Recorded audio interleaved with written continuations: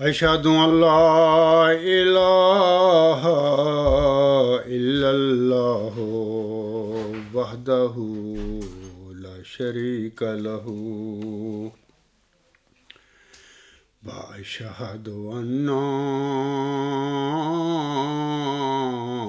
محمدا عبده ورسوله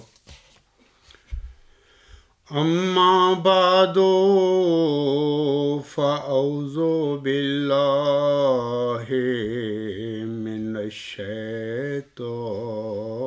الرجيم بسم الله الرحمن الرحيم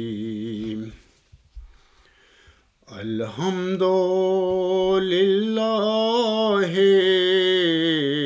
رب العالمين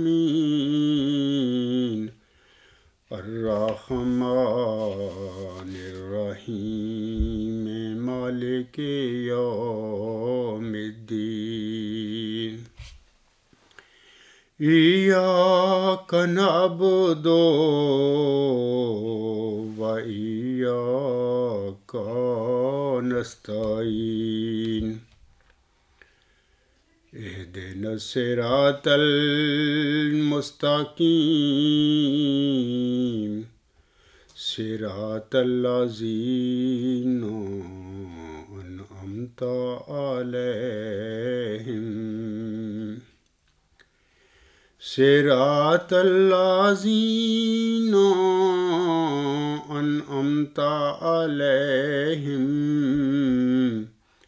غير المغضوب عليهم ولا الضالين سبح لله ما في السماوات والأرض وهو العزيز الحكيم له ملك السماوات والأرض يحيي ويميت وهو على كل شيء قدير هو الأول والآخر والظاهر والباطن وهو بكل شيء عليم هو الذي خلق السماوات والأرض في 6 أيام ثم استوى على العرش يعلم ما يلج في الأرض وما يخرج منها وما ينزل من السماء ما ينزل من السماء وما يعرج فيها وهو معكم أينما كنتم واللہ بما تعملون بصیر۔ لہو ملک السماوات والارض وإلی اللہ ترجع الامور یولج اللیل فی النہار وَيُولِجُ النَّهَارَ فِي اللَّيْلِ وَهُوَ عَلِيمٌ بِذَاتِ الصُّدُورِ۔ یہ سورۃ الحدید کی آیت نمبر 2 سے آیت نمبر 7 تک 6 آیات میں نے تلاوت کی ہیں۔ ان آیات کا جو ترجمہ ہے اس کی طرف میں بعد میں آؤں گا، لیکن پہلے سامعین سے میں گزارش کرنا چاہتا ہوں کہ ہمارے عزیز عبدالقدیر صاحب نے اپنے کسی مخالف کو ایک ای میل لکھی، کیونکہ ای میل فورم پہ یہ بحث مباحثہ میرے جو ساتھی ہیں ان کا اور ہمارے جو مخالفین کا ہے ان کو چلتا رہتا ہے۔ تو عزیزم عبدالقدیر صاحب جو کہ ہماری جماعت احمدیہ اصلاح پسند سویڈن کے امیر بھی ہیں، ان کی ای میل کے جواب میں انہی کے رشتہ دار یعنی ان کی پھوپھی کے بیٹے جناب اکرم محمود صاحب، ان کا عرف ہے خالد واسطی، انہوں نے پھر جواباً ای میل لکھی ای میل فورم پہ، اور یہ کل یعنی 8 بلکہ آج رات کو 9 اپریل 2019 کی تاریخ کو رات 2:50 پہ یہ ای میل اکرم محمود صاحب نے باقی سب دوستوں کو کی، اور میری طرف بھی یہ ای میل آئی۔ میں چاہتا ہوں کہ قرآن کریم کی جو تلاوت میں نے ابھی کی ہے، جن آیات کی، ان کا ترجمہ پڑھنے سے پہلے میں عزیزم عبدالقدیر صاحب اور جناب اکرم محمود صاحب کی ای میل جو ہے میں پڑھ کر سامعین کو سنا دوں، کیونکہ میں سمجھتا ہوں کہ آج کا یہ جو میرا لیکچر ہے اس کا عنوان ہے علم اور معرفت میں کمال کا وعدہ۔ تو یہ اکرم محمود صاحب کی جو جوابی ای میل ہے، میں سمجھتا ہوں میرے اس لیکچر کی یہ وجہ بنا ہے۔ تو عزیزم عبدالقدیر صاحب کی پہلے وہ ای میل کا ذکر کرتے ہیں۔ اکرم محمود صاحب وہ لکھتے ہیں اپنی ای میل میں، کیا عبدالقدیر صاحب کو یا کسی بھی جنبی کو ہستی باری تعالیٰ کا ادراک ہو گیا ہے؟ یہ انہوں نے ایک کویسچن بنایا ہے، ہیڈنگ ہے ایک کویسچن کے ساتھ۔ آگے وہ لکھتے ہیں، قارئین کرام، جنبی امیر سویڈن عبدالقدیر صاحب کی ای میل ملاحظہ فرمائیے۔ جناب، یہ چند چور اور نذرانہ خور خلیفے بے نقاب ہوں گے۔ اس کائنات کا ایک ہی خالق ہے، یعنی یہ عبدالقدیر صاحب لکھ رہے ہیں، اس کائنات کا ایک ہی خالق ہے جو بیک وقت اول و آخر اور ظاہر و باطن ہے، جس کی ہستی کا ادراک محض الہام سے ہوتا ہے، اور یہی وجہ ہے کہ ہمیشہ سے وہ اپنے وجود کو انبیاء اور برگزیدہ بندوں کے ذریعے ظاہر کرتا آیا ہے، مگر ان نام نہاد خلیفوں کو اپنی گدی بچانے کے لیے یہ دجل اور فریب سادہ لو عوام کو دے رکھا ہے، یعنی ان خلیفوں نے، کہ اب ہمارے تنخواہ دار صدائے ہوئے پالتو نوکروں کے ووٹوں سے بننے والا ہی اب خدا کا بنایا ہوا سمجھا جائے گا۔ اب یہ فریب نہیں چلے گا۔ عزیزم عبدالقدیر صاحب اپنی ای میل میں لکھتے ہیں کہ اب یہ فریب نہیں چلے گا، اور اس طرح مجرموں کی راہ ظاہر ہو جائے گی انشاءاللہ عبدالقدیر۔ تو یہ اکرم محمود صاحب نے ان کی پہلے ای میل لکھی ہے، ان کا عنوان جو انہوں نے لگایا وہ بھی میں نے پڑھ کر آپ لوگوں کو سنا دیا ہے۔ کیا عبدالقدیر صاحب کو یا کسی بھی جنبی کو ہستی باری تعالیٰ کا ادراک ہو گیا ہے؟ سوالیہ دے کر نشان انہوں نے یہ عنوان بنایا ہے۔ آگے وہ اگلا سوال جو کرتے ہیں عزیز عبدالقدیر صاحب کی ای میل کا ذکر کرنے کے بعد وہ کہتے ہیں ایک سادہ سا سوال، عبدالقدیر صاحب سمیت کوئی ایک جنبی بھی ایسا ہے جسے اس کائنات کے خالق کا ادراک ہو؟ اگر کوئی ہے تو وہ اپنا الہام پیش کرے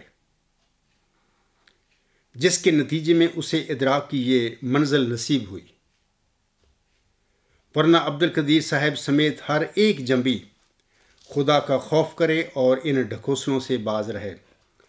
بہرحال یہ انہوں نے پھر آگے ایک سادہ سا سوال کے عنوان سے یہ باتیں وہ کر دی ہیں، تو میں سامعین کو سنا رہا ہوں۔ اکرم محمود صاحب کی یہ جوابی ای میل ہی خاکسار کے اس آج جو لیکچر میں دے رہا ہوں، اور جس کا عنوان ہے علم اور معرفت میں کمال کا وعدہ، یہ اکرم محمود صاحب کی ای میل ہی اس کی وجہ بنی ہے۔ تو اس کے بعد سامعین کرام میں آپ لوگوں کو وہ جو میں نے ابھی تلاوت کی ہیں آیات سورۃ الحدید کی، وہ ترجمہ آپ لوگوں کو پڑھ سناتا ہوں۔ ان آیات میں اللہ تعالیٰ فرماتا ہے، یہ آیات جو ہیں آیت نمبر 2 سے 7 تک 6 آیات ہیں۔ اللہ تعالیٰ ان میں فرماتا ہے، اللہ کی تسبیح کرتا ہے جو آسمانوں اور زمین میں ہے، اور وہ غالب اور حکمت والا ہے۔ آسمانوں اور زمین کی بادشاہت اسی کی ہے، وہ زندہ کرتا ہے اور مارتا ہے اور ہر بات پر قادر ہے۔ وہی اول ہے اور آخر اور ظاہر اور باطن ہے، اور وہ ہر چیز کو بخوبی جانتا ہے۔ وہی ہے جس نے آسمانوں اور زمین کو 6 وقتوں میں پیدا کیا، پھر عرش پر قائم ہو گیا۔ وہ جانتا ہے جو زمین میں داخل ہوتا ہے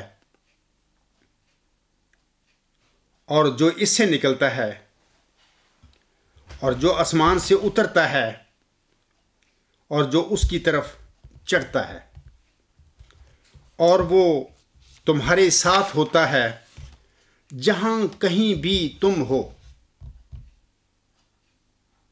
اور جو تم کرتے ہو اللہ اسے خوب دیکھنے والا ہے۔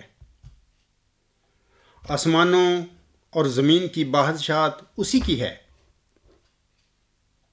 اور سب کام اللہ کی طرف لوٹائے جاتے ہیں۔ وہ رات کو دن میں داخل کرتا ہے اور دن کو رات میں داخل کرتا ہے، اور وہ سینوں میں پوشیدہ باتوں کو خوب جانتا ہے۔ سامعین اکرام، یہ تو ابھی جو میں نے تلاوت کی تھیں آیات سورۃ الحدید کی، ان کا یہ ترجمہ میں نے آپ لوگوں کو پڑھ کر سنایا ہے۔ میں چند باتیں یہ جو آیات میں نے ابھی سورۃ الحدید کی پڑھی ہیں 6، ان کے متعلق چند باتیں آپ لوگوں کے آگے رکھنا چاہتا ہوں۔ یاد رکھیں کہ یہ جو 6 آیات ابھی میں نے تلاوت کی ہیں، ان میں اللہ تعالیٰ کے علم و معرفت کا کمال موجود ہے، یا میں کہتا ہوں کہ علم و عرفان کا کمال ان آیات 6 میں آ گیا ہے۔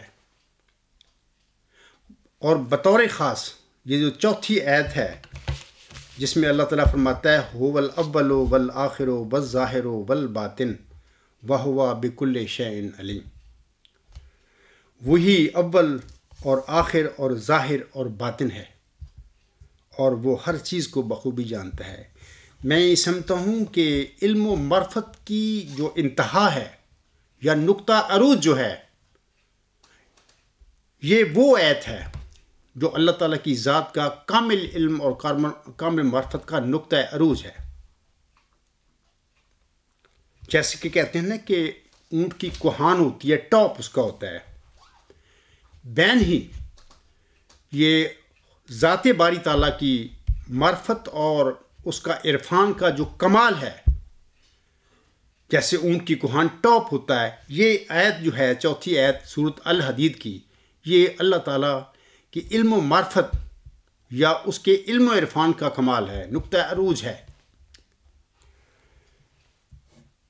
علاوہ اس کے میں آپ لوگوں کو یہ بھی بتانا چاہتا ہوں کہ دیکھیں اللہ تعالیٰ سورۃ البقرہ میں فرماتا ہے ولا یحیطون بشیء من علمہ الا بما شاء، کہ میری ذات کا جو علم ہے کوئی بھی بشر، کوئی بھی انسان میری اجازت کے بغیر نہیں لے سکتا.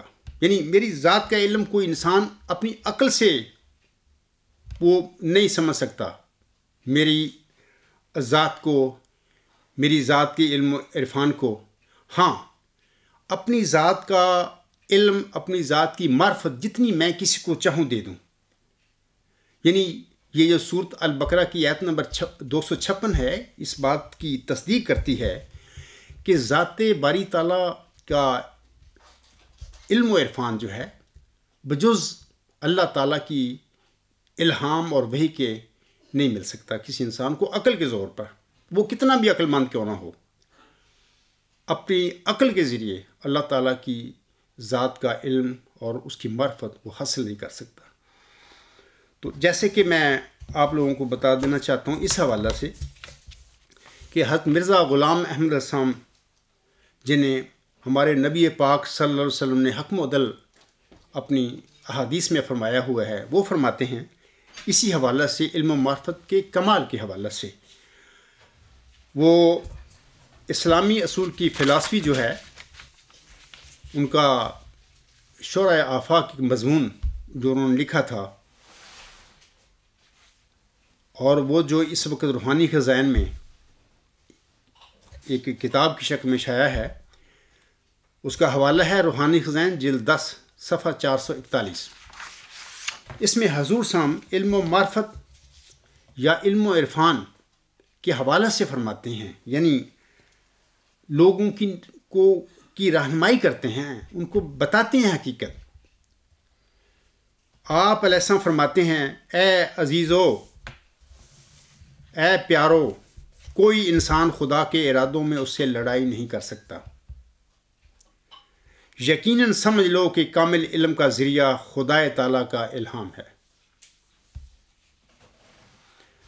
جو خدا تعالیٰ کے پاک نبیوں کو ملا. پھر بعد اس کے اس خدا نے جو دریائے فیض ہے یہ ہرگز نہ چاہا کہ اس الہام کو مہر لگا دے اور اس طرح پر دنیا کو تباہ کرے. آپ علیہ السلام ہی اپنے ایک شعر میں فرماتے ہیں، میں وہ جو اقتباس ہے وہ آگے میں بعد میں پڑھوں گا. آپ علیہ السلام فرماتے ہیں اپنے منظوم کلام میں، وہ خدا اب بھی بناتا ہے جسے چاہے کلیم، وہ خدا اب بھی بناتا ہے جسے چاہے کلیم، اب بھی اس سے بولتا ہے جس سے وہ کرتا ہے پیار. آگے حسن فرماتے ہیں، بلکہ اس کے الہام اور مکالمے اور مخاطبے کے ہمیشہ دروازے کھلے ہیں. ہاں، ان کو ان کی راہوں سے ڈھونڈو، تب وہ آسانی سے تمہیں ملیں گے. وہ زندگی کا پانی آسمان سے آیا اور اپنے مناسب مقام پر ٹھہرا. اب تمہیں کیا کرنا چاہیے تا تم اس پانی کو پی سکو؟ یہی کرنا چاہیے کہ افتاں و خیزاں اس چشمہ تک پہنچو، پھر اپنا منہ اس چشمہ کے آگے رکھ دو تا اس زندگی کے پانی سے سیراب ہو جاؤ.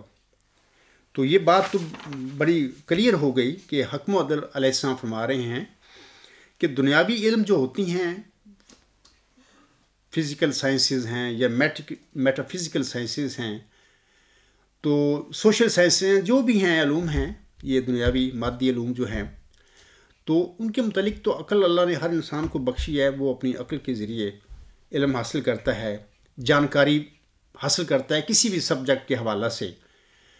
تو یہ تو اللہ تعالیٰ نے ایک کائنات بنائی، پھر انسان کو پیدا کیا، اس کو عقل دے کر اس کو اشرف المخلوقات بنا دیا، اور اس کو آگے ایک مدعا رکھ دیا کہ مجھے پہچانو.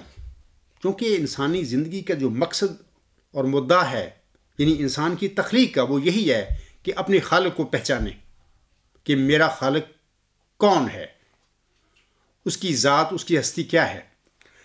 تو لیکن ان جو فزیکل اور میٹا فزیکل جو علوم ہیں، ان کے برخلاف جو اللہ تعالیٰ کی ذات کا جو علم ہے، علم و معرفت جو ہے، یہ ہمارے حکم عدل علیہ السلام فرماتے ہیں صرف اور صرف الہام اور وحی کے ساتھ اللہ تعالیٰ جتنی جس کو چاہے بخش دے. یہ اس کا حق ہے، یہ اس کے خزانہ ہے، یہ فضل ہے اس کا، یعنی اللہ تعالیٰ کا، وہ جس کو چاہے جتنا دے دے. یہ جو میں نے ابھی آیات پڑھی ہیں، ان کے علاوہ میں آپ لوگوں کو بتانا چاہتا ہوں کہ سورۃ مجادلہ کی جو آیت نمبر 7 ہے، یہ تو میں نے آپ لوگوں کو بتا دیا. یہ 6 آیات جو ہیں نا، خدا تعالیٰ کی ذات کے علم و عرفان کا نقطہ عروج ہے یہاں پر. ابھی میں آپ لوگوں کو بتانے والا ہوں کہ سورۃ مجادلہ کی آیت نمبر 7 جو آیت ہے، اس میں جو مضمون ہے وہ اس طرح کا ہے کہ اللہ فرماتا ہے اپنے بندوں کو مخاطب کر کے کہ اے بندو، جب تم مشورہ کر رہے ہوتے ہو اس دنیا میں 3 بندے، تو تمہارے ساتھ چوتھا میں ہوتا ہوں، اور جب تم میں سے 5 اکٹھے ہو کر مشورہ کر رہے ہوتے ہو تو چھٹا میں ہوتا ہوں تمہارے ساتھ. اور بے شک اس سے کم ہوں میرے بندے، زیادہ ہوں، وہ جتنے بھی ہوں مشورہ کر رہے ہوتے ہو، میں ان کے ساتھ ہوتا ہوں. دیکھیں خدا تعالیٰ فرماتا ہے ایک طرف تو هو الاول والآخر والظاہر والباطن، یعنی وہ اول بھی ہے، وہ آخر بھی ہے، وہی ظاہر بھی ہے، وہی باطن بھی ہے. کسی لمحے بھی وہ یہ ایٹ اے ٹائم اول بھی ہے، آخر بھی ہے، ظاہر بھی ہے اور باطن بھی ہے. وہ فرماتا ہے وَهُوَ بِكُلِّ شَيْءٍ عَلِيمٌ، اور وہ ہر چیز کو بخوبی جانتا ہے. لیکن ساتھ ہی وہ فرما رہا ہے کہ جب تم میں سے 3 بندے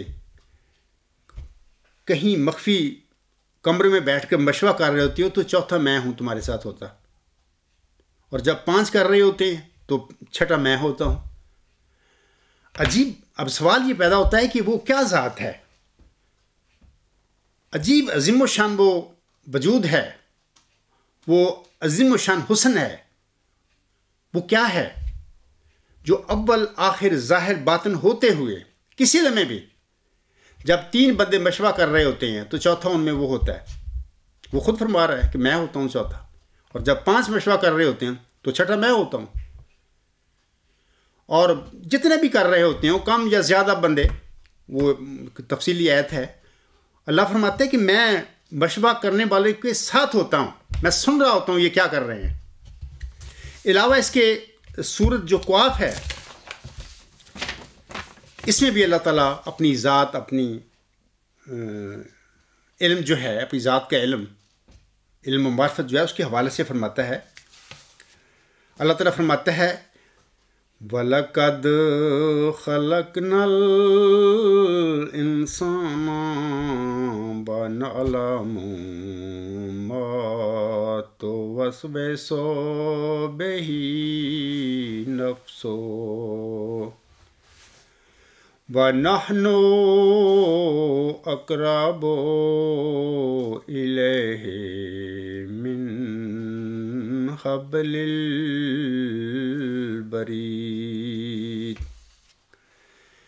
إِذْ يَتَلَقَّى الْمُتَلَقِّيَانِ عَنِ الْيَمِينِ وَعَنِ الشِّمَالِ قَعِيدٌ. یہ سورت قواف کی آیت نمبر 17 اور 18 میں نے تلاوت کی ہے. ان میں اللہ تعالیٰ فرماتا ہے اور یقیناً ہم نے انسان کو پیدا کیا اور اس کا نفس جو وسوسے ڈالتا ہے ہم اس سے واقف ہیں، اور ہم اس سے یعنی انسان سے اس کی رگ جان سے بھی زیادہ قریب ہیں. جبکہ دائیں اور بائیں بیٹھے ہوئے 2 گواہ بات محفوظ کرتے جاتے ہیں. یعنی جو بھی انسان اس دنیا میں پیدائش سے لے کر موت تک جو بھی وہ افعال کرتا ہے، کام کرتا ہے، اچھے کرتا ہے، برے کرتا ہے، 2 اللہ تعالیٰ کے مقرر کردہ فرشتے اس کے کندھوں پر وہ بیٹھے نقل کر رہے ہیں. ہر چیز کو، اس کے ہر عمل کو وہ لکھ رہے ہیں، اس کی کتاب بن رہی ہے.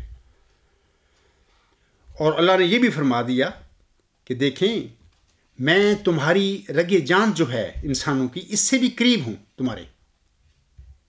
اب دیکھیں کہ وہ ذات جس نے پوری کائنات کو تخلیق کیا، پیدا کیا، اور وہ جو فرماتا ہے میں اول ہوں، اسی لمحے میں آخر بھی ہوں، اور پھر میں ظاہر ہوں، اور پھر ظاہر ہوتے ہوئے اسی لمحے میں باطن بھی ہوں، اور پھر وہ یہ بھی فرماتا ہے کہ جہاں کہیں بھی تم ہو، مثلا وہ فرماتا ہے وَهُوَ مَعَكُمْ أَيْنَمَا كُنْتُمْ، تم جہاں بھی ہوتے ہو میں تمہارے ساتھ ہوتا ہوں. اور پھر یہ بھی فرماتا ہے کہ تم میں سے 3 لوگ جب مشورہ کر رہے ہوتے ہیں چھپ کر کہ کسی کو خبر نہ ہو جائے، وہ مشورہ اچھا کر رہے ہیں، کسی کی مخالف کر رہے ہیں، وہ کیا کرتے پھر رہے ہیں، اللہ فرماتا ہے میں چوتھا ہوتا ہوں ان کے ساتھ، مجھے پتہ ہوتا ہے یہ کیا کر رہے ہیں، میرے بندے کیا کر رہے ہیں چھپ کے. ایسے ہی اللہ فرماتا ہے اگر 5 کر رہے ہوں مشورہ اچھا یا برا جو بھی ہے، میں تو ان کے ساتھ ہوتا ہوں.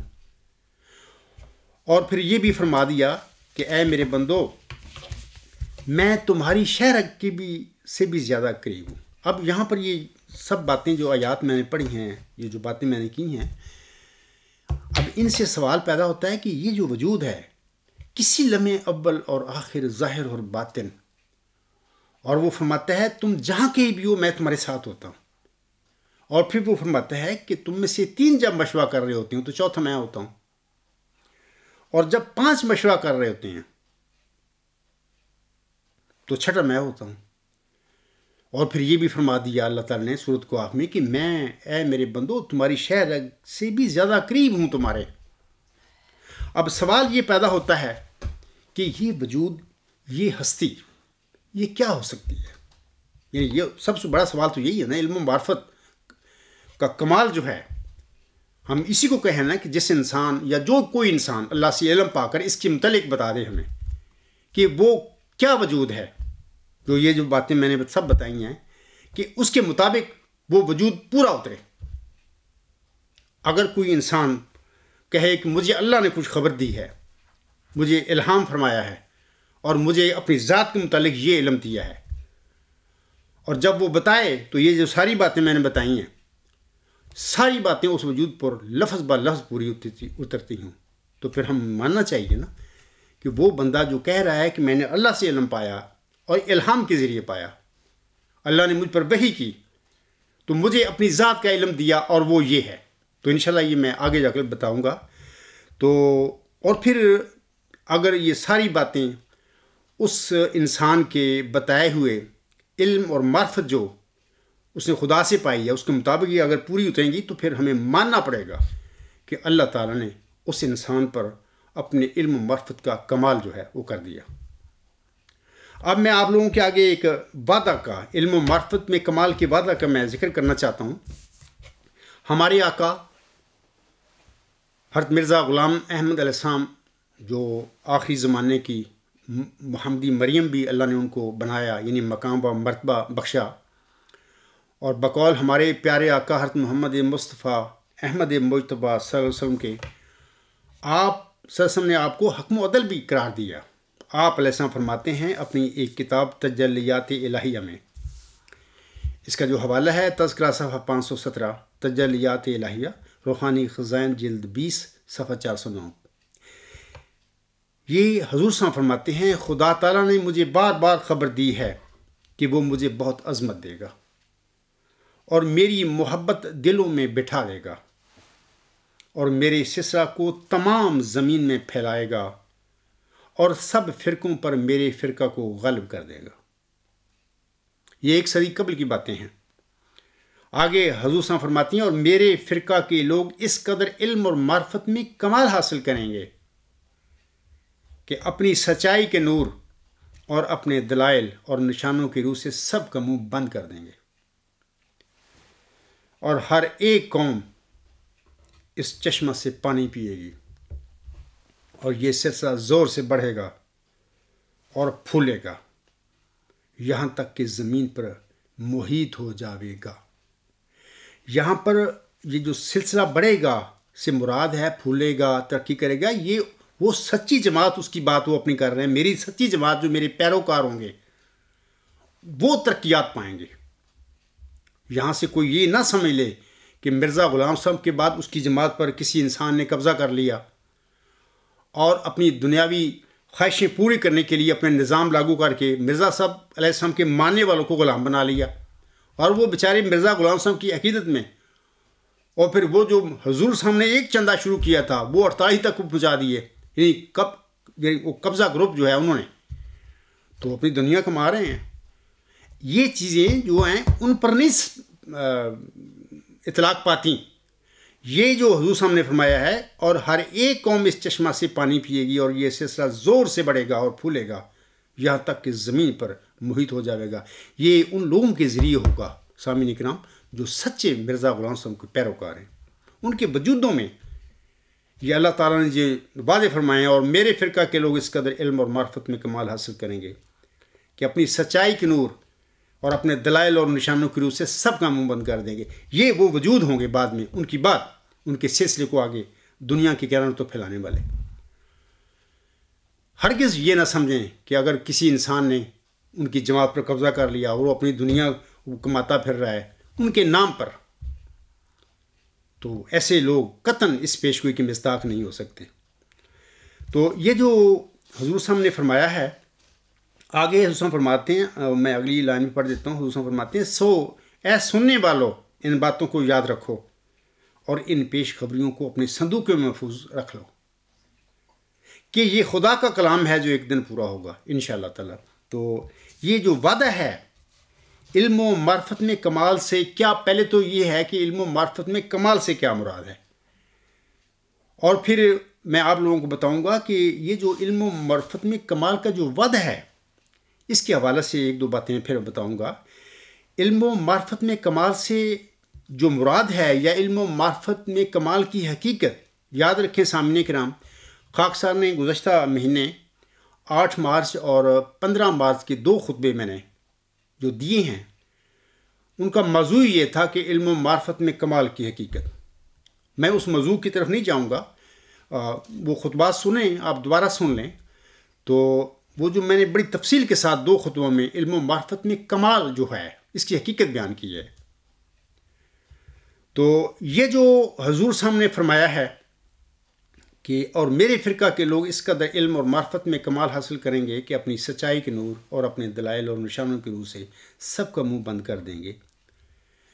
میں آپ لوگوں کو بتانا چاہتا ہوں کہ چلہ ہوشیارپور میں محمدی مریم نے جب 40 روز حضور اللہ تعالیٰ کے حضور میں التجائیں کیں، تضرعات کیں، دعائیں مانگیں، کوئی ایسا نشان مانگا کہ اے خدا کوئی ایسا نشان بخش دے مجھے جو وہ مشن، وہ دین اسلام جو جس کا بانی حضرت محمد مصطفیٰ صلی اللہ علیہ وسلم ہے، ان کے دین کو، ان کے نام کو دنیا میں غلب کر دے، ایسا نشان مجھے دے۔ تو وہ دعائیں کرتے رہے، اس 40 دن انہوں نے دعائیں کیں، تو اسی چلہ کے دوران اللہ نے ان کو پھر ایک نشان رحمت کی خبر بخشی، جیسے کہ اللہ تعالیٰ فرماتا ہے اسے الہامی پیشگوئی مسلم موعود جو ہے اس کا نام عام مشہور ہو گیا۔ اصل میں بات یہ ہے کہ اصل اس کا نام ہے الہامی پیشگوئی ذکی غلام مسیح الزماں، یا الہامی پیشگوئی نشان رحمت، کیونکہ یہ الہامی الفاظ ہیں، انہی وجودوں کا اللہ نے ان میں وعدہ فرمایا۔ مسلم موعود جو نام ہے، محمدی مریم مرزا غلام احمد صاحب نے خود اپنے پاس سے اس وجود کے متعلق انہوں نے فرمایا ہے، یہ ٹائٹل انہوں نے دیا ہے کہ یہ جو ذکی غلام مسیح الزماں ہوگا، یہ نشان رحمت جس کی مجھے خبر دی گئی ہے چلہ ہوشیارپور میں، دراصل یہ مسلم موعود ہوگا۔ اور ظاہر ہے کہ وہ ان کے جو جماعت ہے ان کی رحلت کے بعد، وفات کے بعد پھر وہ اس جماعت میں پھر ظاہر ہو گئے یہ مسلم موعود جو ہے۔ تو میں آپ لوگوں کو بتانا چاہتا ہوں کہ جو علم اور معرفت میں یہ کمال کا جو وعدہ اللہ نے تجلیات الہیہ میں حضور صاحب نے فرمایا ہے کہ اللہ نے مجھے یہ وعدہ دیا ہے، تو یاد رکھیں وہ جو نشان رحمت ہے جس کا وعدہ اللہ نے چلہ ہوشیارپور میں بخشا تھا، تفصیلی الہامی پیشگوئی ہے، میں اکثر خطبات میں میرے مضامون ان کا ذکر ہے، تو جس کا آغاز اس طرح ہوتا ہے، میں تجھے ایک رحمت کا نشان دیتا ہوں اسی کی موافق جو تو نے مجھ سے مانگا۔ اسی پیشگوئی میں اللہ فرماتا ہے سو تجھے بشارت ہو کہ ایک وزیر اور پاک لڑکا تجھے دیا جائے گا۔ سٹاپ۔ ایک ذکی غلام تجھے ملے گا. سٹاپ. ذکی غلام کے ساتھ ملم بریکٹ میں اپنے قلم سے لکھتا ہے لڑکا. وہ لڑکا تیری ہی تخم سے اور تیری ہی ذریت و نسل ہوگا. تو میں نے اکثر کہا ہے اور اب بھی میں بتا دیتا ہوں مختصر کہ دیکھیں الہامی اس پیش گوئی میں اللہ تعالیٰ نے دو وجودوں کا وعدہ دیا ملہم کو. ملہم نے خود اپنے اقتباسات میں اپنے حوالوں میں بتایا ہے کہ اللہ نے مجھے یہ دو وجود دیے تھے، میں غلطی سے ان کو ایک سمجھ بیٹھا. تو بہرحال ایک لڑکا ہے، ایک ذکی غلام ہے. اللہ نے لڑکے کی وضاحت فرما دی اسی الہامی پیش گوئی میں. کیا وہ وضاحت یہ کہ وہ لڑکا تیری ہی تخم سے اور تیری ہی ذریت و نسل ہوگا. ذکی غلام کے متعلق ملہم خود لکھتا ہے بریکٹ میں لڑکا اپنے اتحاد قیاس سے. لیکن اللہ نے نہ اس الہامی پیشگوئی میں نہ آئندہ جو بھی الہامی کلام ان پر نازل ہوا غلام کے حوالے سے ان کی وفات تک 26 مئی 1908 تک کسی جگہ پر بھی اللہ نے اس غلام کے متعلق ذکی غلام کے متعلق یہ نہیں فرمایا کہ یہ ذکی غلام تیرے ہی تخم سے اور تیری ہی ذریت و نسل ہوگا. بلکہ جو الہامی کلام نازل فرمایا محمدی مریم پر اس میں اللہ تعالیٰ نے بالکل وضاحت فرما دی کہ یہ وجود جو ہے یہ تیرے لڑکوں میں سے کوئی نہیں ہے. ہاں تیری میں جماعت میں بھی تیری نسل میں سے ہی پیدا کر سکتا ہوں اس کو، لیکن لڑکا نہیں ہوگا آپ کا. اور اگر میں چاہوں گا تو تیری جماعت میں سے کسی بھی تیرے پیروکار کو اپنی اس رحمت کے نشان کا موجب بنا دوں گا، اس کا مصداق بنا دوں گا. اس کا اللہ کا یہ اختیار ہے، اس کی اپنا فضل اور احسان کا خزانہ ہے، ان کا ہے. اللہ نے تقسیم کرنا ہے، بندوں کا کوئی حق نہیں کہ یہ تقسیم کرتے پھرے. تو یہ ضمنی سی باتیں میں نے آپ کو بتائی ہیں کہ قطعاً اس الہامی پیشگوئی میں یا کسی بھی الہام میں مرزا غلام صاحب کے الہام میں اللہ تعالیٰ نے ذکی غلام کے متعلق کوئی ایسا وعدہ نہیں فرمایا کہ میں یہ ذکی غلام بطور تجھے لڑکا دوں گا یا میں یہ تیرے ذکی غلام تیری ہی تخم اور تیری ہی ذریت سے پیدا کروں. کوئی ایسا وعدہ نہیں ہے. تو اس کا مطلب یہ ہوا کہ یہ اوپن اللہ نے رکھا کہ میں جو چاہوں گا جس طرح چاہوں گا میں اس وجود کو ظاہر کروں گا تیری جماعت میں، لیکن تیرا کوئی لڑکا نہیں ہوگا. لڑکے کے متعلق تو وضاحت فرما دی وہ لڑکا تیری ہی تخم سے اور تیری ہی ذریت و نسل ہوگا. ذکی غلام کے متعلق کوئی وضاحت نہیں.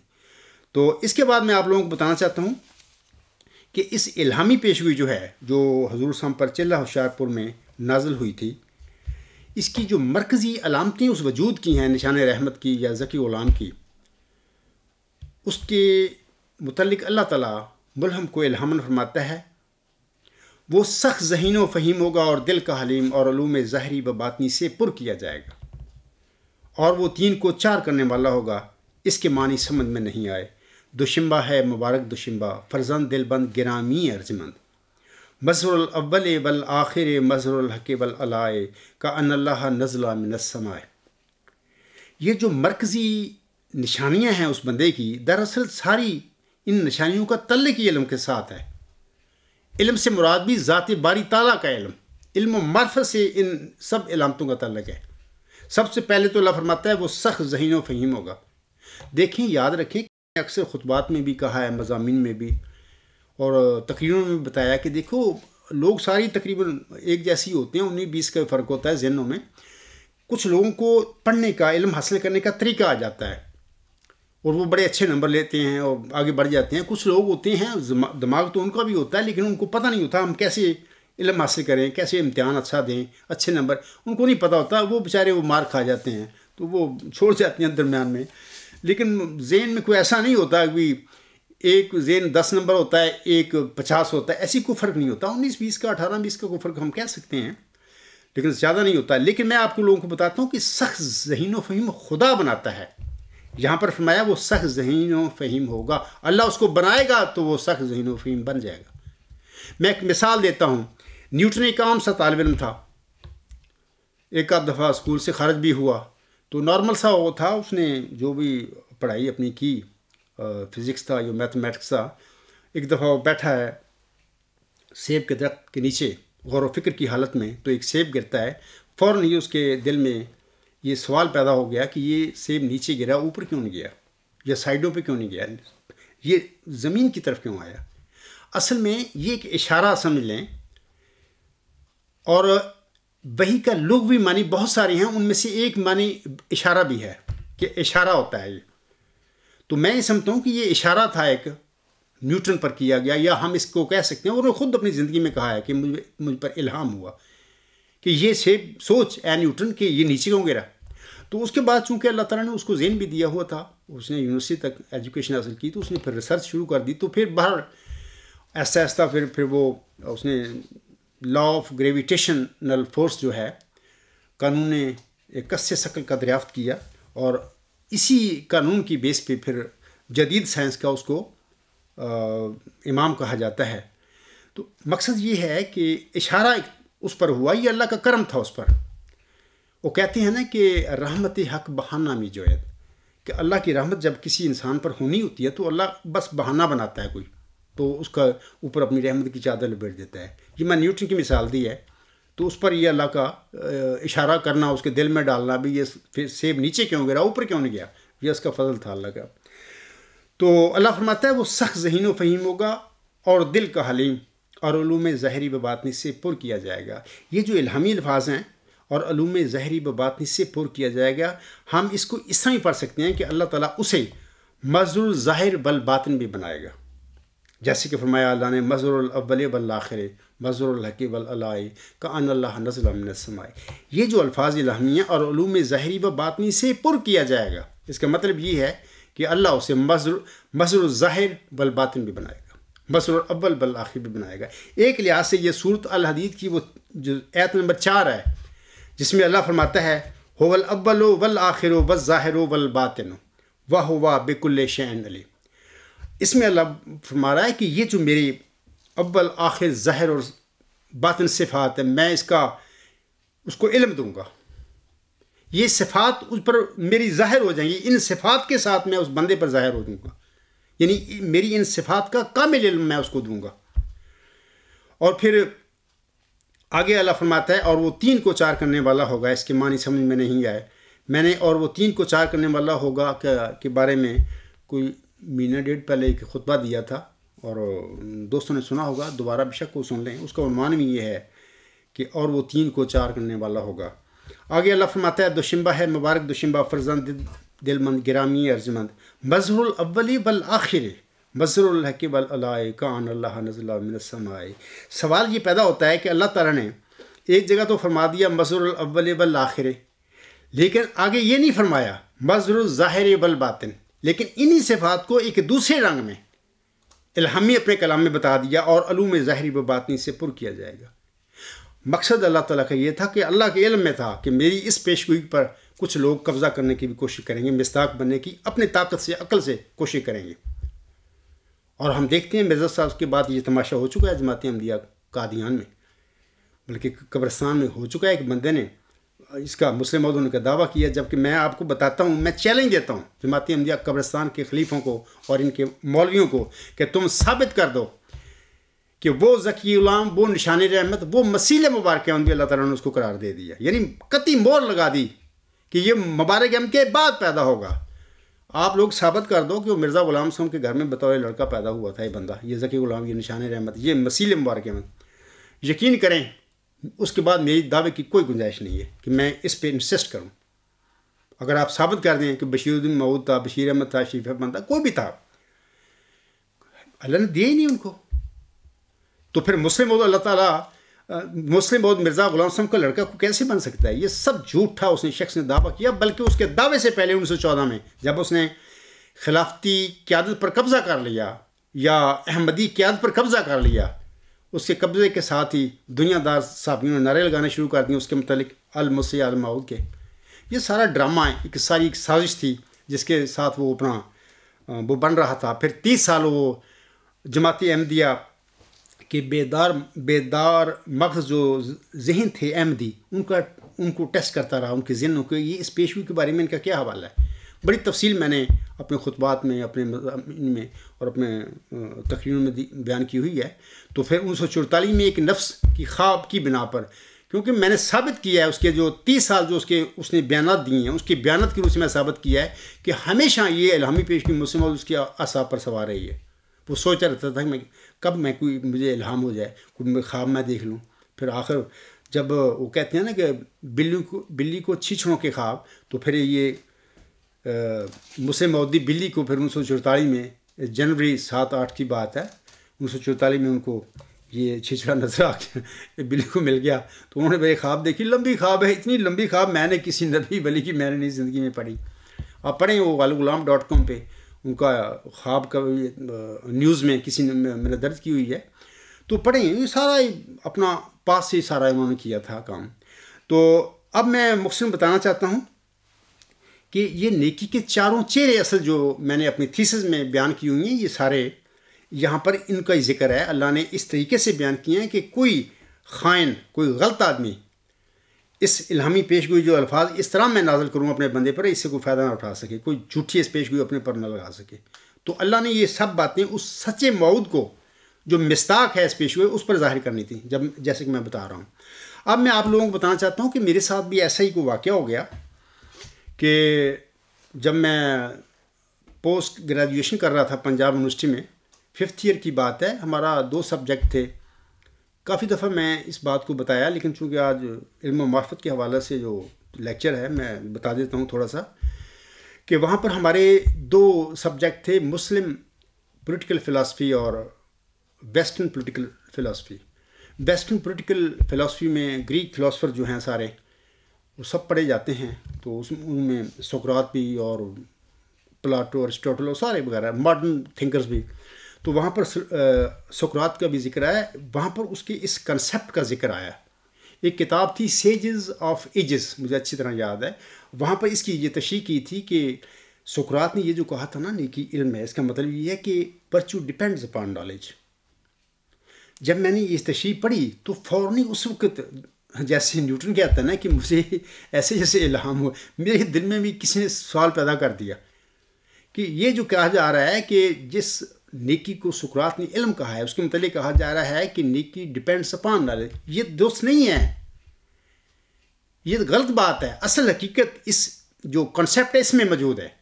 تو میرے پر یہ چیز سوار ہو گئی اور میرے دل میں چیز آ گئی. لیکن میں نے امتحانی نقطہ نظر سے پہلے ایم اے تو کریں، لیکن میں نے کہا کہ بعد میں انشاءاللہ زندگی میں موقع ملا تو میں اس پہ کروں گا، غور و فکر کروں گا. اور میں نے بڑا لائٹ لیا اس کو.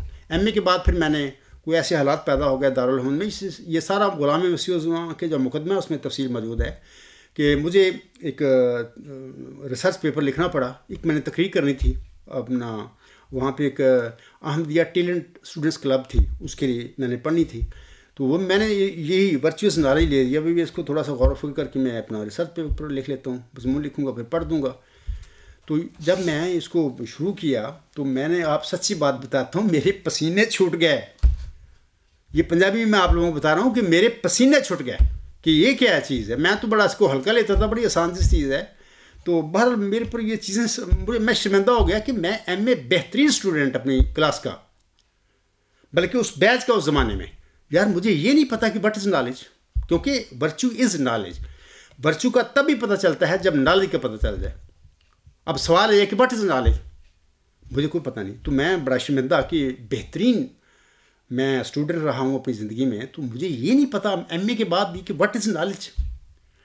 تو بہرحال میں پھر وہ کرتا رہا کوشش. 10 دسمبر کی بات ہے، جمعہ پڑھنے کے بعد پھر میں اوپر، جیسے میں سچی بات کہتا ہوں کہ جیسے بشیر الدین محمود پر یہ بہت سوار ہو گیا تھا کہ میں یہ کوئی خواب ہے یا میں اس کا مزاق بن جاؤں. میری پر بھی ایسا آ گیا کہ میرا دن رات میں یہ سوچتا پھر یہ ورچوئل نالج ہے کیا. آخر جمعے والے دن میں جمعہ پڑھ کے آیا تو اپنے کمرے میں، میرا سنگل کمرہ تھا، تو میں نے پھر وہ شروع کر دیا غور و فکر. تو میں تھک گیا بہت. تو میرے دل میں اس ٹائم، اچھا یہ ساری باتیں ایسے بعد میں پتہ چلا تو یہ اللہ کی ایک منصوبے تھے، طریقے تھے. میرے دل میں آیا کہ یار میں تھک گیا ہوں، میری بس کی بات نہیں ہے ورچوئل نالج کو سمجھنا، نیکی کیا ہے، علم کیا ہے. اللہ سے دعا کروں. میں قبلہ رخ ہو کر چارپائی پر پڑے تو میں نے چند دعائیں وہاں پر جو اپنی طالب علمی زندگی میں، طالب علمانہ زندگی میں پڑھا کرتا تھا، وہ پڑھنی شروع کر دی سجدہ میں، سجدہ ریز ہو کر اللہ تعالیٰ کے حضور. وہ جو ایک دعا تو سورۃ طٰہٰ کی ہے، اور باقی 4 جو دعائیں ہیں حضرت مرزا غلام صاحب پر الہام ہوئی تھیں. تو آج کل بھی احمدی اسٹوڈنٹ پڑھتے ہوں گے، اس زمانے میں بھی پڑھتے تھے، میں بھی پڑھتا تھا. تو میں آپ لوگوں کو بتانا چاہتا ہوں کہ میں وہ دعائیں یہ پڑھی سجدے میں. یہ سجدہ 8 منٹ کا، 9 یا 10 یا 7، یہ اتنی اس کا ڈیوریشن ہے. میں نے اللہ سے یہ دعا کی کہ رب زدنی علما. سورۃ طٰہٰ آیت نمبر 115 ہے. تذکرہ صفحہ 310 پر یہ دعا مطلب موجود ہے جو الہام مرزا صاحب پر بھی ہوئی. اے میرے رب مجھے میرے علم میں زیادتی عطا فرما. دوسری دعا رب علمنی ما ہوا خیر عندک کا. تذکرہ صفحہ 558. اے میرے رب مجھے وہ کچھ سکھلا جو تیری نزدیک میرے لیے بہتر ہے. تیسری دعا اس طرح کہ رب ارنی انوار کل کلیات. تذکرہ صفحہ 534. اے میرے رب مجھے اپنے وہ تمام انوار دکھلا جو محیط کل ہیں. دیکھیں سامعین، یہ سوچنا کہ یہ دعائیں جو ہیں بالکل علم و معرفت میں کمال کے حوالے سے مرزا غلام صاحب پر نازل کی گئی تھی، اور یوں مقدر تھا کہ اللہ تعالیٰ نے ان دعاؤں کا فیض مرزا غلام صاحب کی پیروی میں کسی اس کے پیروکار کو دینا تھا. الہام ہوتی ہیں محمدی مریم پر یہ دعائیں. فیض پاتا ہے آپ علیہ السلام کا کوئی غلام، آپ کا علیہ السلام کا کوئی پیروکار، لیکن وہ اسی نے پایا جس کو خدا چاہتا تھا. بشیر الدین محمود دعوے کرتا رہا ساری زندگی، جو بھی نظام کے ساتھ پکڑ کے تقریریں فلانا پوری جماعت قبضے میں سب کچھ کیا، لیکن کچھ بھی نہیں. وہ تو اللہ نے مرزا صلی اللہ علیہ وسلم کے گھر میں تو وہ پیدا ہی نہیں نشان رحمت اور رزق غلام کیا. ہاں 6-7 نومبر 1907 کے بعد جماعت احمدیہ میں اس وجود میں پیدا ہونا تھا. تو الحمدللہ یہ عاجز 6-7 نومبر 1907 کے بعد جماعت احمدیہ میں پیدا ہوا ہے. اور چوتھی دعا جو ہے رب ارنی حقائق الاشیاء. تذکرہ صفحہ 613. اے میرے رب مجھے اشیاء کے حقائق دکھلا. پانچویں اس طرح کہ اے ازلی ابدی خدا مجھے زندگی کا شربت پلا. تذکرہ صفحہ 600. سامعین اکرام، میں نے اس سجدہ میں جا کر وہ یہ دعائیں پڑھنی شروع کر دی. مجھے کوئی پتہ نہیں، مجھے کوئی ہوش نہیں ہے، تو میں پڑھ رہا ہوں اللہ تعالیٰ کے حضور. باہر یاد رکھیں، میں قسم کھاتا ہوں اس خدا کی جس کے قبض میں میری جان ہے، کہ اسی سجدہ میں خدا کی قسم کھاتا ہوں کہ اس عاجز کو اللہ تعالیٰ نے علم و حکمت کی دنیا میں ہمیشہ کے لیے امام بنا دیا. کوئی سوچ سکتا ہے اس بات کو؟ اسی 10 منٹ میں 8 منٹ میں جو مجھے علم مل گیا، وہاں پہ آ گیا میرے پاس، تو آپ کو تصور بھی نہیں کر سکتے. میں دنیا میں کالجوں میں پڑھا ہوں، اسکولوں میں پڑھا ہوں، ایک طریقہ اور ہوتا ہے علم کا، لیکن خدا کس طرح اپنے بندے کو علم دیتا ہے یہ کوئی عجیب ہی طریقہ ہی کوئی اور ہے. وہ ایک آیت ہے انما امرہ اذا اراد شیئا ان یقول لہ کن فیکون. یہ کن فیکون کا مسئلہ تھا میرے ساتھ. اللہ نے اس وقت مجھ پر کن فیکون علم و معرفت کا کمال یہ فرما دیا مجھ پر، تو مجھے نصیب ہو گیا. تو بہرحال اٹھا ہوں اسی دن، جمعے والے دن، اور شاید اسی دن کی بات ہے یا اگلے ہفتے کی بات ہے، شام کے قریب جا کے لیکن میں اس واقعے کے بعد، اس سجدے کے بعد بڑا ڈر گیا تھا، اور مجھے پتہ چل گیا تھا کہ یہ عظیم و شان کوئی میرے ساتھ اللہ نے فضل فرما دیا ہے، جو کہ میری تو وہم و گمان میں نہیں یہ بات تھی. یہ کیا ہو گیا میرے ساتھ؟ یہ اسی شش و پانچ میں تھا غالباً، اسی شام کو جمعے والے دن یا اگلے ہفتے والے دن شام کے قریب، مغرب کے قریب میں بیٹھا ہوں کمرے میں، اکیلا ہی تھا. تو مجھ پر یہ الہام ہوتا ہے ورچو از گاڈ. یہ جو خالد واسطی صاحب نے سوال کیا ہے، کوئی الہام اس کی قسم کا اس نے کیا ہے. وہ کہتا ہے ایک سادہ سا سوال، عبد القدیر صاحب سمیت کوئی ایک جنبی بھی ایسا ہے جسے اس کائنات کے خالق کا ادراک ہو؟ اگر کوئی ہے تو وہ اپنا الہام پیش کرے جس کے نتیجے میں اسے ادراک کی یہ منزل نصیب ہوئی، ورنہ عبد القدیر صاحب سمیت ہر ایک جنبی خدا کا خوف کرے اور ان دخوصوں سے باز رہے. انا للہ و انا الیہ راجعون. میں جناب اکرم محمود صاحب، یہ جو آپ کا سوال ہے اس کے جواب میں آج لیکچر دے رہا ہوں. میں بتاتا ہوں کہ یہ الہام مجھ پر نازل ہوا، اور میں آج نہیں بتا رہا، جب سے الہام مجھے ہوا ہے 10 دسمبر 1983 سے، میرے دوستوں کو پتہ ہے کہ میں حلفاً یہ بات کہتا ہوں کہ یہ الہام مجھ پر نازل ہوا. اور پھر اللہ تعالیٰ نے یہ اس الہام کے متعلق بتا دیا کہ یہی ڈیوائن تھیوری ہے، سچی ڈیوائن تھیوری تو کوئی بھی کر سکتا ہے، لیکن سچی ایبسولیوٹ ٹرو ڈیوائن تھیوری ہے. اور پھر اللہ نے یہ بھی بتا دیا کہ سپریم الٹیمیٹ یونیورسل یہ تھیوری ہے. اور اللہ نے پھر یہ بھی بتا دیا مجھے کہ یہی virtuous God mother of theories ہے. تو یہ چیزیں مجھے پتہ چل گیا. اور پھر سوال یہ پیدا ہوتا تھا کہ اللہ نے یہ تو مجھے علم دے دیا، یہ کیفیت پیدا ہوگی اس میں، تو اب سوال یہ ہے کہ ورچو از گاڈ. سقراط کہتا تھا ورچو از نالج، اللہ نے مجھ پر الہامن فرما دیا کہ virtue is God. This means کہ knowledge is God, God is knowledge. یہ منطق کے حساب سے یہ باتیں بنتی ہیں. تو میں نے وہ جو خطبات دیے تھے علم و معرفت میں حقیقت، علم و معرفت میں کمال کی حقیقت، وہاں پر میں نے یہ بتایا تھا کہ یہ جو نظریہ ہے اعلیٰ انتہائی ہماگیر نظریہ، یہ نظریہ ہی اس طرف اشارہ کرتا ہے کہ جو بندہ خدا سے علم پا کر یہ نظریہ پیش کرے گا، دراصل وہ علم و معرفت میں کمال وہ حاصل کر کے یہ بات کہے گا. یا میں نے یہ بھی کہا تھا خطبات میں کہ دیکھو وہ بندہ جو اللہ سے علم پا کر یہ کہے گا، دنیا کو بتائے گا کہ دیکھیں knowledge is God, God is knowledge. یہی اس ذات کا، اس خدا کا علم و معرفت کا کمال ہے. کسی بندے کا یہ کہہ دینا، بعض لوگوں کے لیے میری باتیں عجیب ہوں گی، وہ کہیں گے یہ کیسے عبدالغفار جمبا کیا کہہ رہا ہے. میں سچ کہہ رہا ہوں، یہی حقیقت ہے اور یہی علم و معرفت میں کمال ہے. وہ اکرم محمود صاحب کہتا ہے کوئی الہام پیش کریں. جناب یہ الہام ورچوئس گاڈ لکھیں، کیوں نہیں مانتے اس کو؟ نہ مانیں، میں کہہ رہا ہوں الہام ہے. اچھا پھر یہ جو ورچوئس نالج، نیکی کو سقراط نے علم کہا. اب سوال یہ نیکی ہے کیا، یہ علم کیا ہے؟ میں آپ لوگوں کو بتاتا ہوں. تو پھر اللہ تعالیٰ نے ایسا ایسا مجھ پر یہ علم دیا. مجھے سب سے پہلے اللہ تعالیٰ نے مجھے ٹروتھ، یہ سپریم الٹیمیٹ یونیورسل ٹروتھ، میں جب اس کو کہتا ہوں، نیکی کی جو ڈیفینیشن خدا نے مجھے دی ہے وہ یہ ہے کہ اعلیٰ انتہائی ہماگیر حق. انگریزی میں ہم اس کو کہیں گے سپریم الٹیمیٹ یونیورسل ٹروتھ. سب سے پہلے اللہ تعالیٰ نے مجھے، یہ ایک دن کی بات نہیں ہے، سب سے پہلے اللہ تعالیٰ نے ٹروتھ کا لفظ مجھ پر نازل فرمایا. یہ الہامی الفاظ ہیں چاروں. اکرم محمود صاحب آپ نے الہام کی بات پوچھی ہے، میں بتا رہا ہوں کہ پہلے ٹروتھ کا لفظ اس آیت پر الہام ہوا، اس کے بعد یونیورسل ٹروتھ یعنی دوسرا لفظ آ گیا، یونیورسل ٹروتھ اللہ تعالیٰ نے مجھے بتا دیا. پھر اس کے بعد تیسرا لفظ آیا، ایسا ایسا آیا الٹیمیٹ یونیورسل ٹروتھ. اور پھر آخری لفظ چوتھا جو ہے آخر پہ آیا سپریم الٹیمیٹ یونیورسل ٹروتھ. اللہ نے مجھے بتا دیا کہ میری ذات کا علم و معرفت کا کمال یہی ہے. یاد رکھیں سامعین کرام، ارسطو نے ایک بات کہی ہے بڑی مشہور، وہ بڑا زبردست فلاسفر تھا، آج بھی دنیا اس کو معلم میں اول کے طور پر مانتی ہے. اور واقعی میں نے جو پڑھا ہے اس کو، واقعی وہ بندہ بہت ذہین تھا اور وہ بڑا کچھ لکھ کے آیا سے 2-2.5 سال پہلے. وہ کہتا ہے علم کی ابتدا اور انتہا اس کی کوئی کسی شے کی تعریف ہے. یعنی اگر ہم نے کسی شے کا علم حاصل کرنا ہے تو اس کی ابتدائی علم بھی جو اس کی تعریف معلوم کرنا ہوگا، اور اس کا آخری علم جو ہوگا وہ بھی اس کی تعریف ہی ہوگا. مثال کے طور پر ٹیبل ہے، ہم نہیں جانتے واٹ از ٹیبل. اگر ہم اس کا ٹیبل کی تعریف کو جان جائیں گے تو ٹیبل سے متعلقہ جو علم ہوگا ہمارا، اس کی ابتدا اور انتہا اس کی تعریف ہے ٹیبل کی. ایسی اللہ نے مجھے بتایا کہ دیکھیں کہ سپریم الٹیمیٹ یونیورسل ٹروتھ وہ ٹروتھ ہوں میں جو یونیورسل الٹیمیٹ اور سپریم ہے.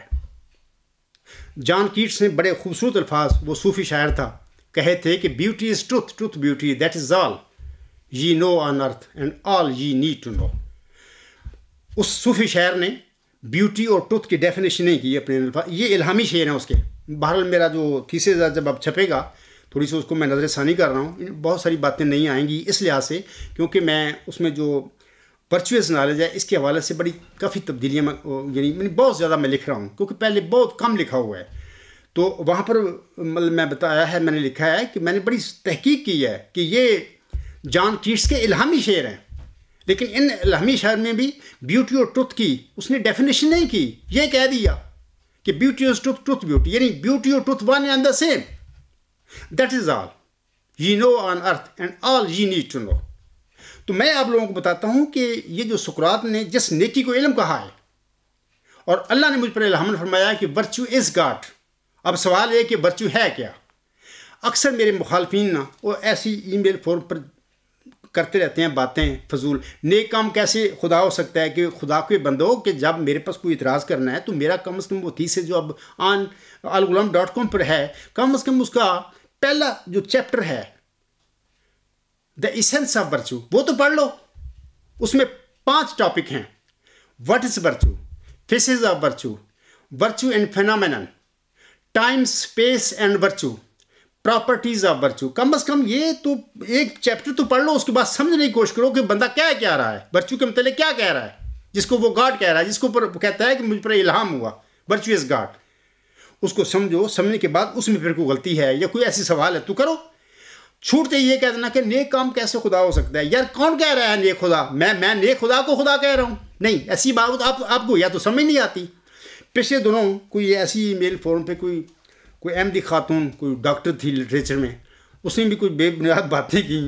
تو میں نے پڑھی, میں نے کہا کیا اس کو, میں بے علم اس نے باتیں کر دی ہیں, اس نے میرا وہ تھیسس کم از کم ایک چیپٹر تو پڑھ لیتی, پڑھ کے بعد پھر اپنا تبصرہ کرتی.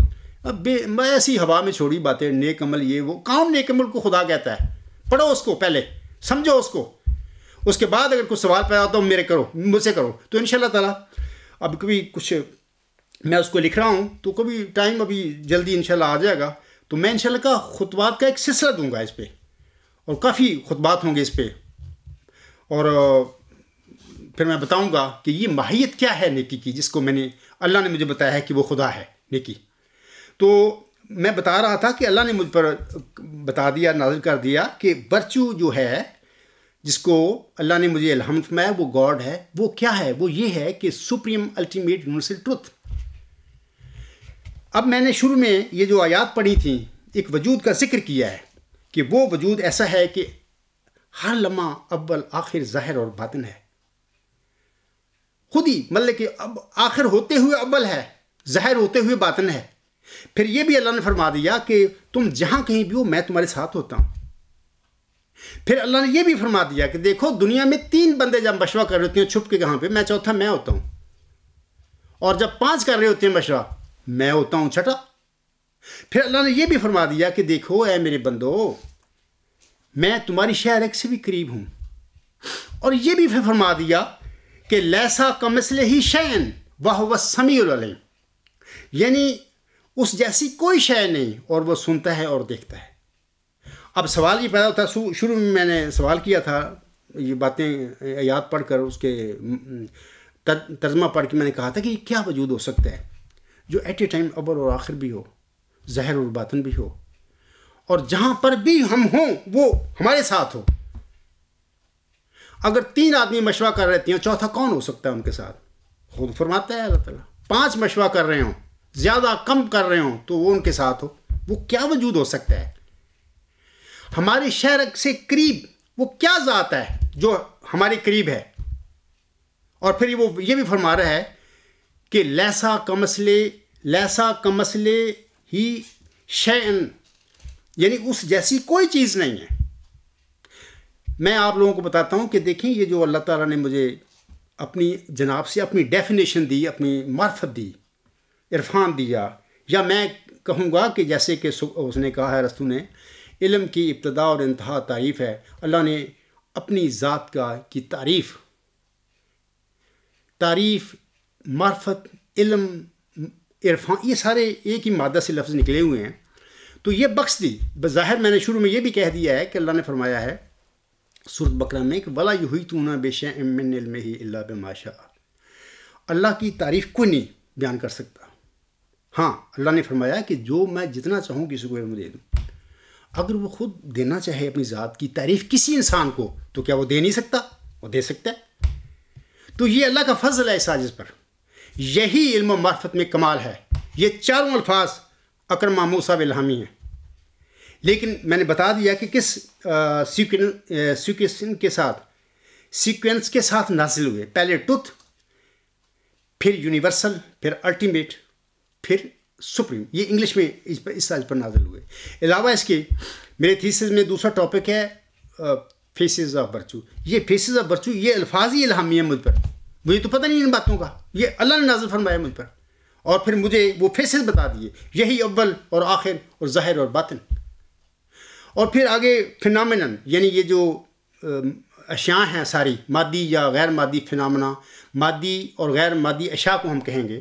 یہ فینامنن ایک ٹرم ہے فلسفہ میں, کہ یعنی یہ اللہ کا یہ ظہور ہیں, یہ چیزیں ہیں. تو وہ دعائیں جو میں نے پڑھی تھی سجدے میں, رب ارنی حقائق الاشیاء, اے میرے رب مجھے اشیاء کے حقائق دکھلا. دیکھو نا, یہ چیزیں تو مجھے علم دیا, تبھی تو میں نے لکھا یہ سب کچھ. اور پھر یہ جو میں کہہ رہا ہوں کہ سپریم الٹیمیٹ یونیورسل ٹروتھ، یہ جو اللہ نے دعا میں نے پڑھی اللہ کی میرا صاحب پر نازل ہوئی، میں نے پڑھی سجدہ میں، رب ارنی انوار الکلیات، اے میرے رب مجھے اپنے وہ انوار دکھلا جو محیط کل ہے۔ سامعین کرام، یہی وہ نور ہے جو محیط کل ہے۔ اللہ نور السماوات والارض، اللہ زمین اور آسمان کا نور ہے، وہ یہی ہے سپریم الٹیمیٹ یونیورسل ٹروتھ۔ پھر میں آتا ہوں اسی سوال کی طرف کہ وہ وجود کون ہو سکتا ہے۔ غور کریں کہ جو کسی وقت بھی اول بھی ہو سکتا ہے، آخر بھی ہو سکتا ہے، ظاہر بھی ہو اور باطن بھی ہو، اور وہ ہمارے ساتھ ہو ہر وقت جہاں پر بھی میں ہم ہوں۔ 3 مشورہ کریں وہ چوتھا ہو، 5 کریں وہ چھٹا ہو، اور پھر وہ ہماری شہ رگ سے قریب ہو، اور پھر یہ بھی ہو کہ کوئی چیز اس جیسی نہ ہو۔ میں آپ کو بتاتا ہوں کہ وہ وجود ہے سپریم الٹیمیٹ یونیورسل ٹروتھ۔ اکرم مامو صاحب، آپ کا یہ سوال ہے، آپ نے بڑی تمسکر کیا ہے اس میں اپنی ای میل میں۔ بہرحال آج میں نہیں چاہتا کہ آپ کے متعلق کوئی لفظ ایسا استعمال کروں کہ جس سے آپ بھی اور لوگ بھی ناراض ہو جائیں کہ جنبا صاحب بڑی تنقید کرتے ہیں۔ میں کوئی تنقید نہیں کر رہا، بڑی عزت کے ساتھ آپ کا نام لے رہا ہوں، لیکن آپ نے تماشبینی کی ہے اپنے ہی عزیزم عبد القدیر صاحب کی ای میل کے جواب میں۔ تو یہ جو چندے کے بارے میں باتیں ہیں نظرانہ، یہ وہ آپ کو بڑا غصہ لگا ہوگا، لیکن میں چاہتا ہوں کہ میں اپنے اس لیکچر کو زیادہ طویل نہ کروں۔ میں چاہتا تھا اس کے متعلق کو جواب دینا۔ دیکھیں، جو خلیفے ہوتے ہیں وہ ابو بکر صدیق رضی اللہ تعالیٰ عنہ خلیفۃ الرسول تھے، ان کا تاریخ اسلام میں ذکر پڑھیں۔ حضرت عمر رضی اللہ تعالیٰ عنہ، ان کا ذکر پڑھیں۔ عثمان اور علی رضی اللہ تعالیٰ عنہ اجمعین، ان کا ذکر پڑھیں، ان کی رویے پڑھیں، دیکھیں وہ کیسے انہوں نے خلافت کی تھی، وہ کیا تھے۔ انہوں نے کبھی نہیں کہا تھا کہ ہم خدا کے بنائے ہوئے خلیفے ہیں، لوگوں نے بنایا تھا، بلکہ وہ تو کہتے تھے، ابو بکر صدیق نے کہا تھا دیکھو لوگوں، آپ نے مجھے کھڑا کیا ہے، میں تو اس قابل ہی نہیں تھا۔ ہاں، جب تک میں سیدھی راہ پر چلوں میری اطاعت کرنا، جب میں سیدھی راہ سے بھٹک جاؤں آپ پر میری اطاعت کوئی لازم نہیں۔ اور یہ بھی فرمایا کہ لوگوں، میرا بھی ایک شیطان ہے، جب وہ میرے پاس آپ دیکھو بھی وہ آ گیا ہے میرے پاس، شیطان میرے سے الگ ہو جاؤ۔ تو یہ وہ خلیفے تھے، انہوں نے نہیں یہ دعویٰ کیا تھا کہ ہمیں خدا نے بنایا ہے، نہ ان کو اللہ نے الہام بنایا بھی تھا۔ الہامی خلیفے نبی ہوتے ہیں، رسول ہوتے ہیں۔ محمد صلی اللہ علیہ وسلم کو اللہ نے بنایا تھا الہام کے ساتھ خلیفہ، مرزا صاحب کو علیہ السلام کو بنایا، عیسیٰ، موسیٰ، نوح، ابراہیم، سب اللہ نے الہام کے ساتھ بنائے تھے۔ یہ خلفائے راشدین ہوتے ہیں جو ٹھیک نبی کی سنت پر اور وہ رشت و ہدایت جو نبی دیتا ہے اس پر چلنے والے ہوتے ہیں۔ لیکن جال ساز اٹھ کے آ کے اور قبضے کر کے نبی کے بعد اس کی جماعتوں پر اپنی نفسانی خواہشیں اور اپنا نظام شروع کر دیں، نام لیں اس نبی کا، کاروبار دھندا اپنا انہوں نے شروع کر رکھا ہو، نہ وہاں پر اسلام ہو، نہ وہاں پر احمدیت ہو، کچھ بھی نہیں، سب دنیا چل رہی ہے، لوگ ڈاتے پھر رہے ہیں بیچارے۔ میں نے ایک خطبہ جمعہ میں کہا تھا کہ ہم سب لوگ حضرت مرزا صلی اللہ علیہ وسلم کی روحانی اولاد اپنی برادریاں، اپنی قبیلے چھوڑ کے، اپنے رشتہ دار چھوڑ کے مرزا صلی اللہ علیہ وسلم کو ہم نے مانا، ہمارے بزرگوں نے مانا، ہم بھی ان کے ساتھ ہیں، ہم پیدا ہوئے ان کے گھروں میں۔ اب ہم کدھر جائیں؟ بشیر الدین محمود احمد اور اس کے جانشینوں نے اس کو بلیک میل کیا، ہماری اس عقیدت کو، کدھر جائیں؟ 48 تک چندے مرزا صاحب علیہ السلام نے اپنی زندگی میں ایک چندہ لگایا تھا، اس کی بھی کوئی شرح نہیں تھی، کوئی ایک آنا ایک پیسہ، کوئی جو دے سکتا ہے ضرور دے، بات میں جو میری میں ہے، جو نہیں دیتا حضور صلی اللہ علیہ وسلم فرماتے ہیں وہ منافق میں سمجھوں گا، کوئی شرح نہیں۔ ایک شرح کے ساتھ یہ چندے یار ان لوگوں نے 1 سے 48 تک بتا دیے۔ یہ کیا خدمت ہو رہی ہے اسلام کی؟ اسلام کا کیا ہوا ہے؟ جماعت احمدیہ تو قبرستان ہے، ایک کو تو دائرہ اسلام سے باہر نکال کے بیٹھے ہوئے ہیں یہ لوگ، کہاں گئی خدمت اسلام کی؟ یہ چندے کدھر جا رہے ہیں؟ میں انشاءاللہ آئندہ خطبہ جمعہ میں کچھ باتیں کروں گا اس حوالے سے، اور بتاؤں گا کہ یہ مطلب کہ آف شور کمپنیوں میں وہ چندے پڑے ہوئے ہیں تمہارے، وہ کھلے ہوئے ہیں وہاں پہ، کیا تم کہاں چلے گا؟ سوچو، کچھ غور کرو۔ اللہ نے آپ کو عقل دی ہے، اس لیے دیا کہ اس کا استعمال کرو۔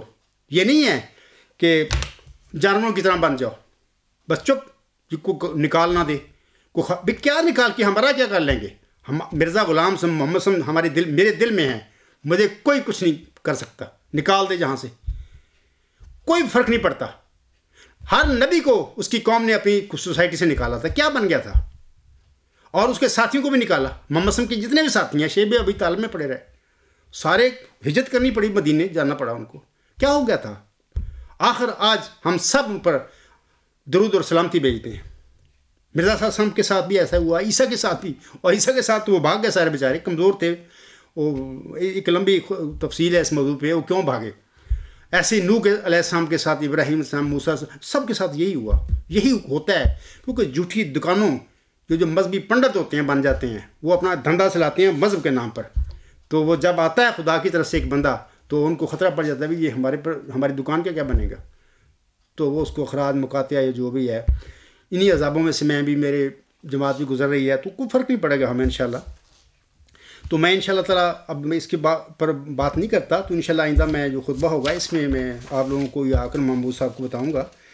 اور آخر پہ میں ایک حوالہ ہے، بلکہ ایک اور اسی مناسبت سے حوالہ میں اکرم محمود کے لیے پڑھنا چاہتا ہوں. اور بھی لوگ ہیں جو اس پر بعض کو اعتراض کرتے ہیں مجھ پر کہ جمبا صاحب کے چند الہام ہیں وہ پڑھ دیتے ہیں، اور آپ دیکھ میرا صاحب پر کیسے الہام ہوئے، آسم پر وہی ہوئی. دیکھیں آسم کی وہی کا کیا کمال ہے، مرزا غلام صاحب کی وہی ان کی کیا ہے، اس کے کوئی مقابلہ ہو سکتا ہے؟ مرزا صاحب علیہ السلام حضرت محمد صلی اللہ علیہ وسلم کے غلام تھے.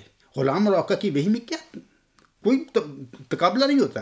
ایسی یہ عجز ذکی غلام مسیح الزماں کا مدعی مرزا غلام صاحب کا غلام ہے، میرا آقا کے ساتھ میرے الہاموں کا کیا مقابلہ، کیوں مقابلہ کرتے ہو؟ ان کا الہام کچھ اور، میرے مطلب جتنا مجھے ضرورت ہے اللہ تعالیٰ دیتا ہے، اس نے دیا ہے مجھے. تو اور پھر یہ بھی کہ ہر مجدد صدی کا جو ہوتا ہے اس کے اپنے مسائل ہوتے ہیں. اسلام کو جس قسم کی مشکلات ہوتی ہیں جس صدی میں، اس کے مطابق اللہ اس کو علم دیتا ہے، اس مجدد کو جس کو کھڑا کرتا ہے.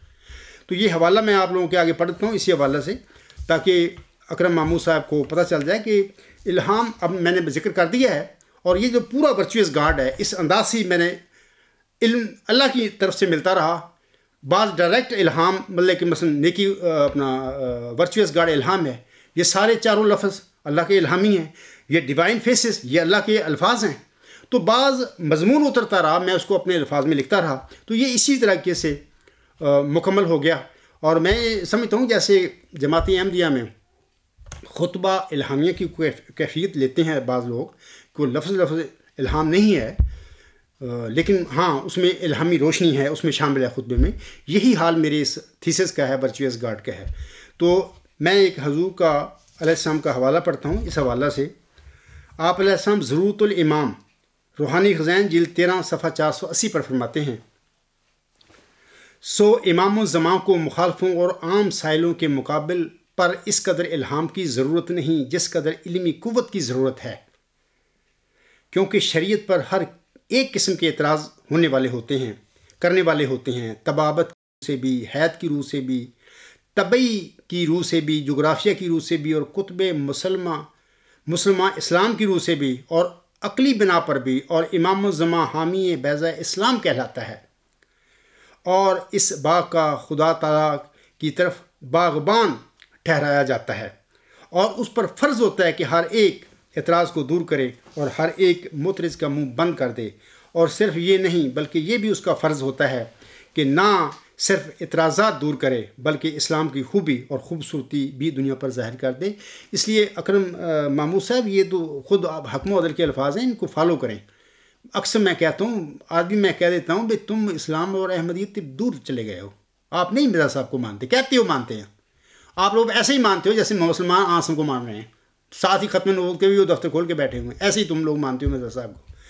اچھا آخر پہ میں ایک حوالہ، اس کے بعد میں اپنا خطبہ طویل ہو رہا ہے، میں نہیں چاہتا تھا 1 گھنٹہ سے زیادہ، لیکن باہر مجبوری ہے میری، اور جلدی جلدی آپ دیکھ رہے ہیں میں پڑھ رہا ہوں. تو بہرحال آخر پہ میں یہ حوالہ پڑھتا ہوں. حضور صاحب فرماتے ہیں کشتی نور روحانی خزائن جلد 19 صفحہ 21 اور 22 پر. آپ علیہ السلام فرماتے ہیں کیا بدبخت وہ انسان ہے جس کو اب تک یہ پتہ نہیں کہ اس کا ایک خدا ہے جو ہر ایک چیز پر قادر ہے. ہمارا بہشت ہمارا خدا ہے. خدا کی قسم کھا کر میں کہتا ہوں، بعض لوگ کہتے ہیں الہام، میں ضمنی بتا دیتا ہوں کہ 10 دسمبر سے لے کر آج تک خدا کی قسم کھا کر کہتا ہوں کہ مجھ پر کوئی ایسا دن اور ایسی رات نہیں آئی جب اللہ نے اپنا چہرہ نہیں مجھے دکھایا. میں ایسے ہی چل رہا ہوں یہ آگ کے دریا میں. پھر میں کہتا ہوں کہ 1000 قسمیں اٹھانے کے لیے تیار ہوں کہ کوئی ایسا دن نہیں میری زندگی میں آیا جب اللہ نے اپنا چہرہ نہیں دکھایا مجھے. آپ کو تو اتنا پتہ نہیں اللہ کا چہرہ کیا ہے، آپ مجھ سے سوال الہاموں کرتے پھر رہے ہیں. آگے حسن فرماتے ہیں ہماری اعلیٰ لذات ہمارے خدا میں ہیں کیونکہ ہم نے اس کو دیکھا اور ہر ایک خوبصورتی اس میں پائی. خدا کی قسم میں نے اپنے خدا کو دیکھا اور ہر ایک خوبصورتی اس میں نے پائی. تبھی تو کہ میرے لیے کیا حقیقت اس دنیا کی ہے، ان دنیا کی عزتوں کی، ان دنیا کی وجاہتوں کی، ان دنیا کے محلوں کی، ان بادشاہیوں کی کوئی میرے نزدیک کچھ بھی نہیں ہے. یہ سب یہ کوڑا کرکٹ ہے اس ذات کے بالمقابل جس کو خدا نے جو مجھ پر ظاہر ہوئی، جس نے اپنا چہرہ مجھے دکھایا. اور کوئی دن نہیں میری زندگی میں گزرتا جس میں وہ اپنا چہرہ نہیں مجھے دکھا دیتا. ایسے ہی میں کھڑا ہوا ہوں.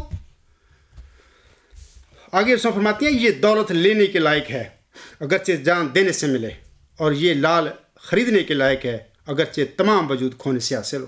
یہ ایسے نہیں ملتا، آگ کے دریا سے گزرنا پڑتا ہے. یہ کوئی شعر ہے، یہ عشق نہیں آساں بس اتنا سمجھ لیجئے، ایک آگ کا دریا ہے اور ڈوب کے جانا ہے.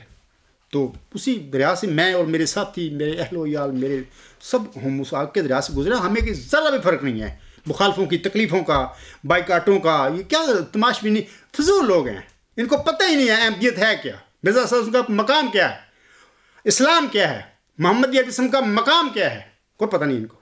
یہ دور ہیں مذہب سے لوگ. یہاں دنیا کمانے کے لیے دھندا شروع کیا ہوا ہے مذہب کے نام پر. آگے اس میں فرماتے ہیں اے محرومو اس چشمہ کی طرف دوڑو کہ وہ تمہیں سیراب کرے گا. یہ زندگی کا چشمہ ہے جو تمہیں بچائے گا. میں کیا کروں اور کس طرح اس خوشخبری کو دلوں میں بٹھا دوں؟ کس دف سے میں بازاروں میں منادی کروں کہ تمہارا یہ خدا ہے تا لوگ سن لیں، اور کس دوا سے میں علاج کروں تا سننے کے لیے لوگوں کے کان کھلیں. اے میرے سامعین کرام، اے میرے احمدی بھائیوں، غیر احمدی بھائیوں، مسلمانوں ساروں، آج میری بھی یہی حال ہے کہ کاش لوگ کو اپنے اس اصل جو لال ہے دولت ہے، اس کو ڈھونڈنے کے لیے اس کی طرف توجہ کریں. لیکن جب انسان سچی کوشش جد و جہد کرتا ہے صدق کے دل سے، نیک نیتی کے ساتھ، میں آپ کو یقین دلاتا ہوں خدا کی قسم کھا کر کہ اللہ اس بندے کو کبھی ضائع نہیں کرتا. اللہ اپنا چہرہ اس پر ظاہر کر دیتا ہے. تو اسی میں اپنا خطبہ ختم کرتا ہوں، اپنے لیکچر ختم کرتا ہوں. وما علینا الا البلاغ وآخر دعوانا ان الحمد للہ رب العالمین. اول وآخر وظاہر وباطن هو مولانا نعم المولا ونعم النصیر ونعم الوکیل.